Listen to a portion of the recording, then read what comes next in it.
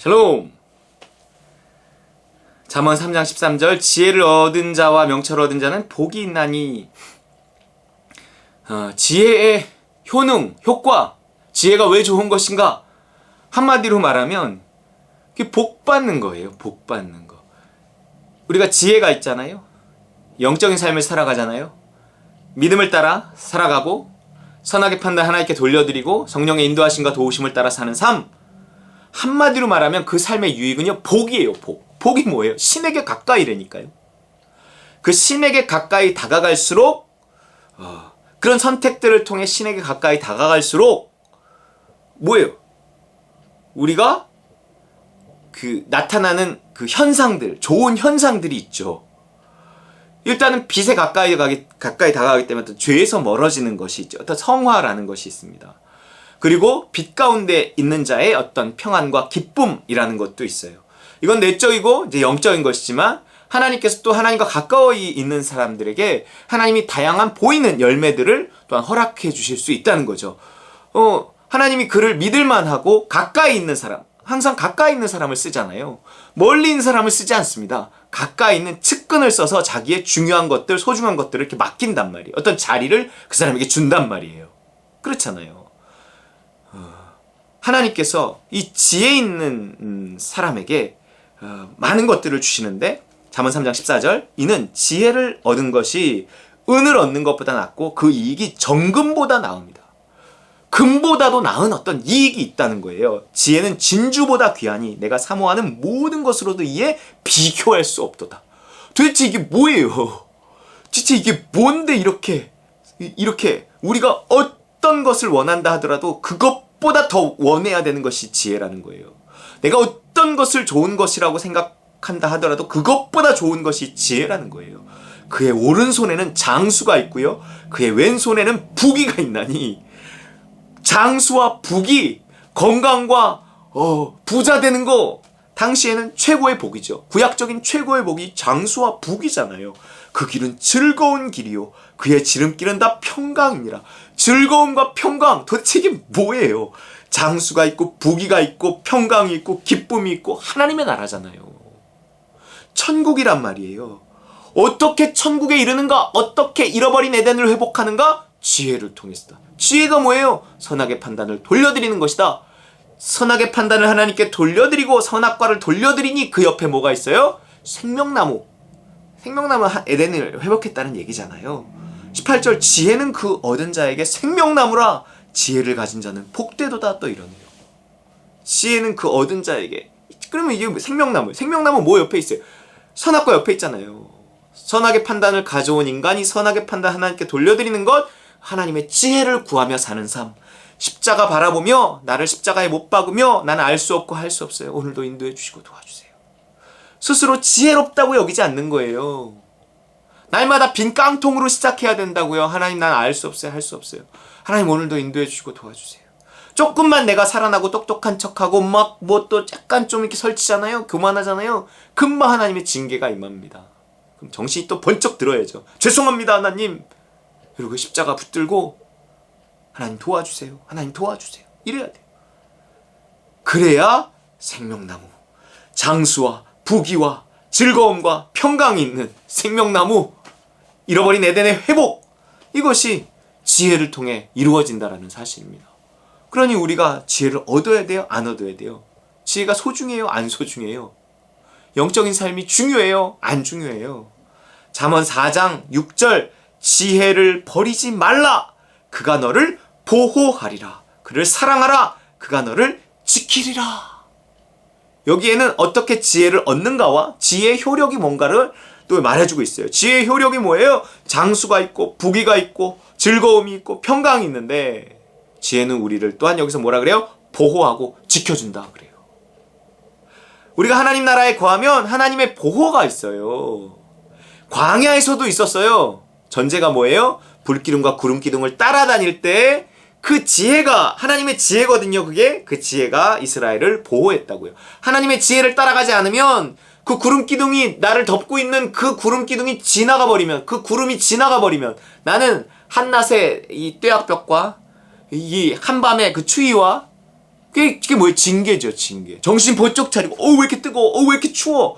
이 내가 뭔가 하나님의 뜻에서 벗어났나 보네. 그 길에서 벗어났나 보네. 이러고 다시 그 길을 찾아 들어가는 것이 회개란 말이에요. 그 구름 기둥을 끌어오는 것이 회개는 아니라는 거예요. 지혜를 버리지 말라. 그가 너를 보호하리라. 그를 사랑하라. 그가 너를 지키리라. 이렇게 지혜의 보호와 지혜의 지켜줌을 받으려면 어떻게 해야 돼요? 어떻게 해야 돼요? 지혜를 얻어야죠. 지혜를 얻으려면 어떻게 해야 돼요? 사랑해야 돼요. 그를 사랑하라. 그가 너를 지키리라. 사랑해야 돼요. 사랑하는 게 뭐예요? 간절히 사모해야 돼요. 간절히 구해야 돼요. 나는 도저히 할 수 없습니다. 나는 도저히 할 수 없습니다. 이 간절함, 정말 이 사랑함, 이 겸손한 사람이잖아요. 실패를 통해 오는 거예요. 징계를 통해 오는 거예요. 정말 내 스스로를 의지하고 내 영리함을 의지하고 살아온 삶에서 정말 따끔한 혼을 놔봐야 돼요. 정신이 번쩍 들면서 도와주세요. 이렇게 사랑하는 거예요.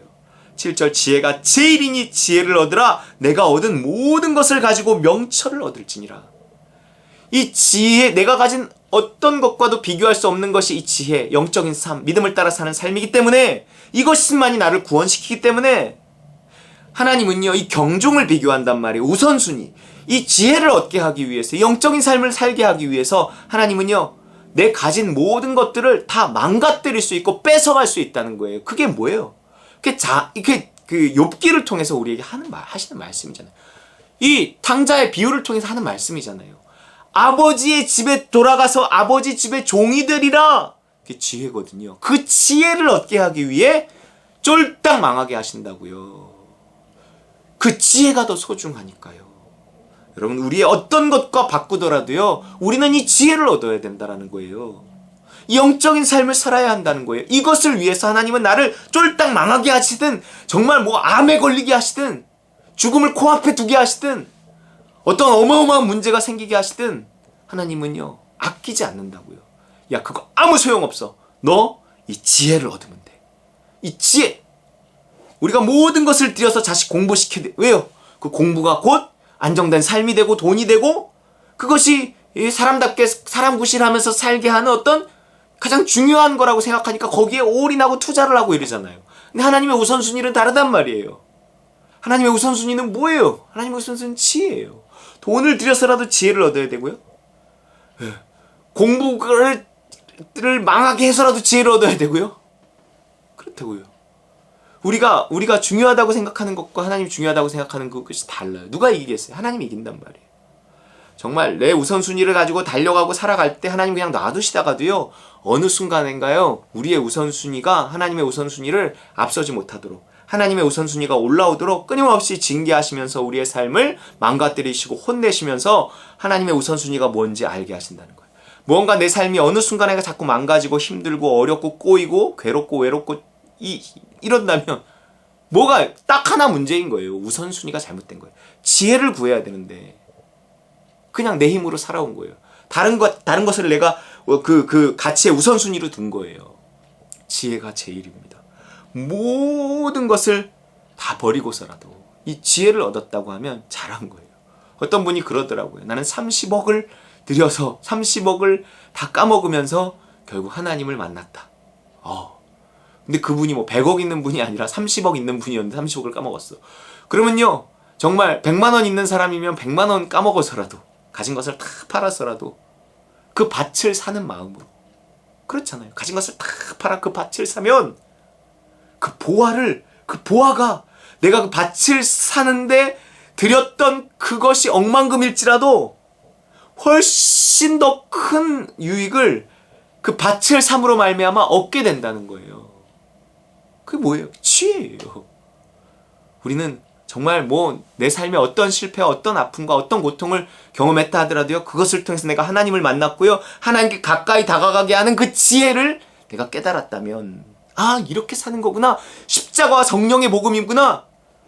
내가 나를 의지하지 않고 이 실패를, 내가 이 어마어마한 실패를 통해서 내가 얼마나 어리석었고 내가 얼마나 연약하고 내가 스스로 하는 선택이 얼마나 나를 결국 이렇게 망쳐놓는가를 나는 깨달았다. 나는 이제 하나님 의지해서 살겠다. 이러면요, 어떤 실패를 해서 또 억만금을 줬어도요, 이것이 결국 나에게 가져오는 그 유익을 통해서요, 나는 정말 신에게 가까이, 그러면 그 신에게 가까이가 가져오는 장수와 부귀와 즐거움과 평강과 하나님이 나를 보호하신다는 확신, 그 체험, 여러분 이게 천국이에요. 천국. 그 천국을 얻으면 억만금을 줬어도 어떤 실패를 했어도 내가 그 지혜를 얻어 천국에 들어갔으면 내가 날마다 이 하나님 나라 세상 나라가 겹쳐진 이 세계 속에서 천국에 들어가 사는 법, 지혜를 깨달았으면 그것이 유익이라는 거예요.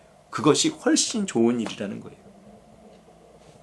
그러니 내가 얻은 모든 것을 가지고 그 명철, 그 지혜를 얻으라는 거죠.